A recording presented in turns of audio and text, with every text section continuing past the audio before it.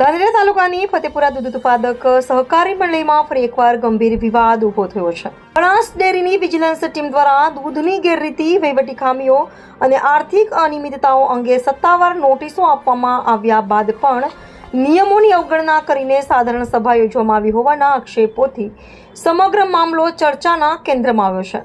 સભાસદોની રજૂઆત મુજબ બનાસકાંઠા જિલ્લા સહકારી દૂધ ઉત્પાદક સંઘે તારીખ 23 અને 24 ફેબ્રુઆરી 2026ના રોજ મંડળીને પાઠવેલી નોટિસોમાં દૂધના ખોટા ખાતા ચલાવવાની ગેરરીતિ, સંઘને નુકસાન પહોંચાડવાનો મુદ્દો અને દૂધ બિલમાંથી દંડ તથા નુકસાનની વસૂલાત કરવાની કાર્યવાહીનો સ્પષ્ટ ઉલ્લેખ કર્યો હતો.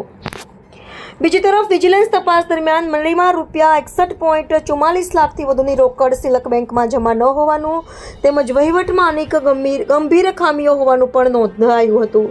આટલી ગંભીર નોંધો છતાં ભ્રષ્ટાચાર સંબંધિત ફરિયાદોની તપાસ પૂર્ણ થયા પહેલા જ તારીખ 27/2/2026 અને ત્યારબાદ તારીખ 2/7/2026ના રોજ સાધારણ સભા યોજાતા અનેક સવાલો ઊભા થયા છે. રજૂઆતોમાં દાવો કરવામાં આવ્યો છે કે સભા માટે સભાસદોને કોઈ લેખિત નોટિસ આપવામાં આવી ન હતી. મારું નામ પટેલ શંકરભાઈ હેમરાજ, ફતેપુરા ગામનો સરપંચ હું. હમણાં હાલમાં ચાલુ અમારે આજે ડેરીની મિટિંગ રાખેલી હતી, સાધારણ સભા.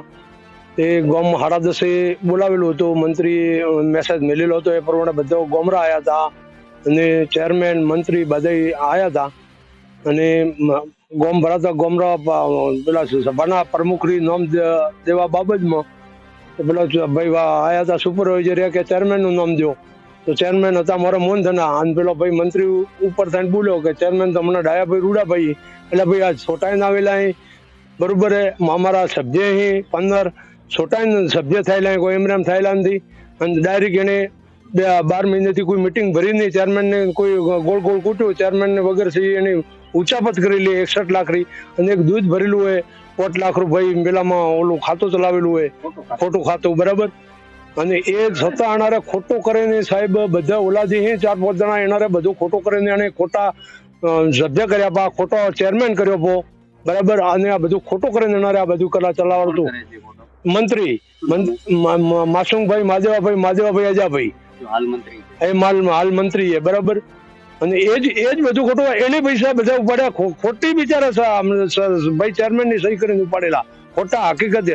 અને એવી અડધી આલેલી અમે બેંકમાં. અને હાલમાં જે હમણાં જે સોટાઈન સર આવેલો ચેરમેન એ જ સહી કરે તો જ ઉપડી, નકે ઉપડતા નથી પૈસા.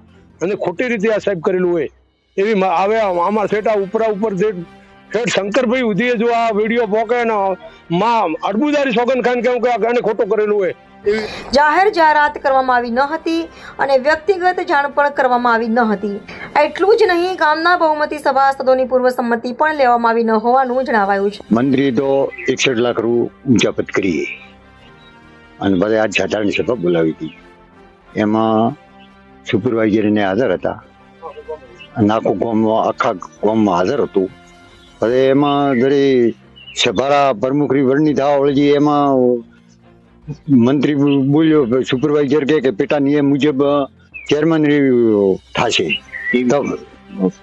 ત્યારે મંત્રી બોલ્યો કે ચેરમેન તો બીજો હોય કે તમે નથી, તે નવો ડુપ્લિકેટ ચેરમેન કરીને આનારે ખોટો પેલો કરીને પ્રમુખ કરીને આ ખોટો કરવાનો હતો. હાલ કોઈ મને જોણ ભાઈ કોઈ કરી નથી. આજ દાડા સુધી બેંકમાં સહી મારા સહીથી પૈસા પણ ઉપડી. સભાસદોએ વધુ ગંભીર આક્ષેપ કરતા જણાવ્યું છે કે ઠરાવ બુક, એજન્ડા બુક, કાર્યવાહીની નોંધપોથી, હાજરી પત્રક, નોટિસ રજીસ્ટર, ડિસ્પેચ રજીસ્ટર અને ચૂંટણી સંબંધિત દસ્તાવેજોમાં ચેડા થયાની શંકા છે. આજે ફોન દ્વારા મેસેજ ગામમાં કરેલો કે કાલ આપણે ડેરી ઉપર સાધારણ સભા છે, 10:30 વાગ્યાનો ટાઈમ આપ્યો હતો. તો આપણી ડેરીના સુપરવાઇઝર શ્રી આવેલા હતા. સાધારણ સભામાં દરેક દૂધ ગ્રાહક આવેલા હતા. મીટિંગ ચાલુ કરતા સાહેબે સભાના પ્રમુખની વરણી કરવાનું કીધું. અને સાહેબે એવું પણ કીધું કે 2023 પીટા નિયમ મુજબ ચેરમેનનો પ્રમુખનો ઠરાવ કરવામાં આવે. તો અમારા ડેરીના ચેરમેન મોહનભાઈ ધનાભાઈ એમને કીધું કે એમનું નામ લખો. તો ભાઈ મંત્રી બોલ્યો કે એમને તો અમે ચેરમેન નથી. તો કીધું ભાઈ ચેરમેન તો આજ છેલ્લા ચૂંટાઈને આવેલા. તો કે ચેરમેન તો ડાયાભાઈ. તો કીધું તે રેકર્ડ હાથે ચેડા કરેલા અને ચેરમેન અને અમુક કમિટી સભ્ય સસ્પેન્ડ કરેલા.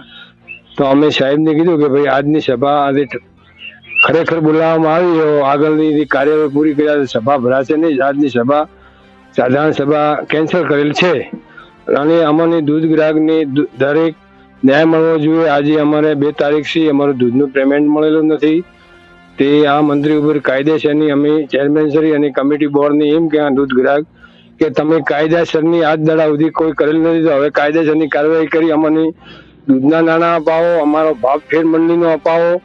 આ રીતે અમારી સાહેબ અપેક્ષા છે. કેટલાક સભાસદોની હાજરી વગર તેમના નામ દર્શાવાયા હોય અથવા ખોટી સહીઓ કરવામાં આવી હોવાની પણ તપાસ કરાવવાની માંગ ઉઠી છે. આ સમગ્ર ઘટનાક્રમને લઈને સભાસદોએ જિલ્લા રજિસ્ટ્રાર સમક્ષ બંને સાધારણ સભાઓ રદ કરવાની, તમામ મૂળ દસ્તાવેજો કબજે લઈ ફોરેન્સિક તપાસ કરાવવાની, સ્વતંત્ર તપાસ અધિકારીની નિમણૂક કરાવવાની અને તપાસ પૂર્ણ ન થાય ત્યાં સુધી સાધારણ સભાના તમામ ઠરાવો તથા ચૂંટણી પ્રક્રિયા પર સ્થગિતી મૂકવાની માંગ કરી છે. જે ફતેપુરા ગામમાં દૂધ મંડળીની સાધારણ સભા બોલાવેલ તેમાં મંડળીમાં સાધારણ સભા ચાલેલ નથી અને મંત્રીએ ઉચાપત કરેલી છે કે બનાસ ડેરીની વિજિલન્સ ટીમે ઉચાપત કાઢેલી અને ચૂંટાયેલી બોડીની બિલકુલ ઉચાપત કરવા માટે ચૂંટાયેલી બોડીને બરખાસ્ત કરી નવા ચેરમેન કરી અને બિલકુલ ખોટમ ખોટું ચલાવ્યું છે. તો દરેક દૂધ ગ્રાહકની વિધવા બાઈ હોય કે ગમે તે બહેનોને બિચારી મજૂરી કરે અને એમને રોજીરોટી માટે એ લોકો આ 60 લાખની ઉચાપત કરે તો એ લોકોનું શું થાય? એના માટે બનાસ ડેરી અને ચેરમેન ઘટતું કરે એ બાબત.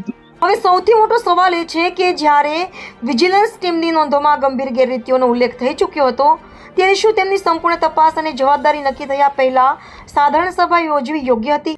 જો સભાસદોના આક્ષેપો સાચા સાબિત થાય તો સમગ્ર પ્રક્રિયાની પારદર્શિતા અને ભવિષ્યની ચૂંટણીની વિશ્વસનીયતા પર પણ ગંભીર પ્રશ્નચિહ્ન ઊભું થઈ શકે છે. ઉપરોક્ત તમામ આક્ષેપો સભાસદો દ્વારા જિલ્લા રજિસ્ટ્રાર સમક્ષ કરવામાં આવેલી રજૂઆત પર આધારિત છે. આ અંગે સંબંધિત મંડળીના હોદ્દેદારો અથવા સત્તાવાળાનો સત્તાવાર પ્રતિભાવ પ્રાપ્ત થયા બાદ જ અંતિમ હકીકત સ્પષ્ટ થશે. નીરજ બોડાણા, જી એક્સપ્રેસ નેટવર્ક, બનાસકાંઠા.